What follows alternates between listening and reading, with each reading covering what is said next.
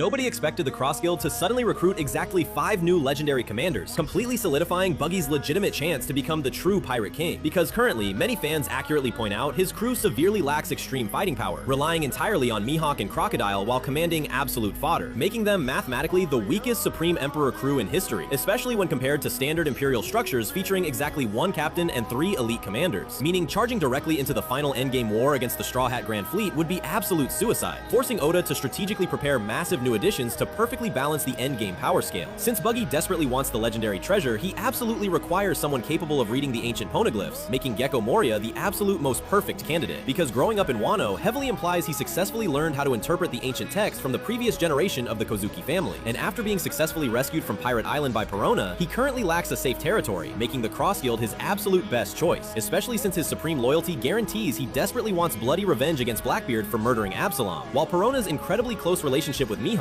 mathematically guarantees a perfectly smooth introduction into the powerful syndicate. Doflamingo will also definitely join Buggy, because the former Warlord still perfectly hides the massive secret regarding the national treasure of Mary Joie, which remains absolutely critical to permanently defeating the immortal ruler Imu, meaning the heavenly demon must inevitably escape Impel Down, especially after Vegapunk officially broadcasted the terrifying truth about the sinking world, mathematically guaranteeing the underwater prison will completely flood, allowing the Cross Guild to easily ambush Magellan and rescue Doflamingo alongside Bon Clay from level 5.5, while successfully tricking the newly captured Edward Weevil into joining their massive alliance, finally transforming Buggy into a genuinely terrifying global superpower.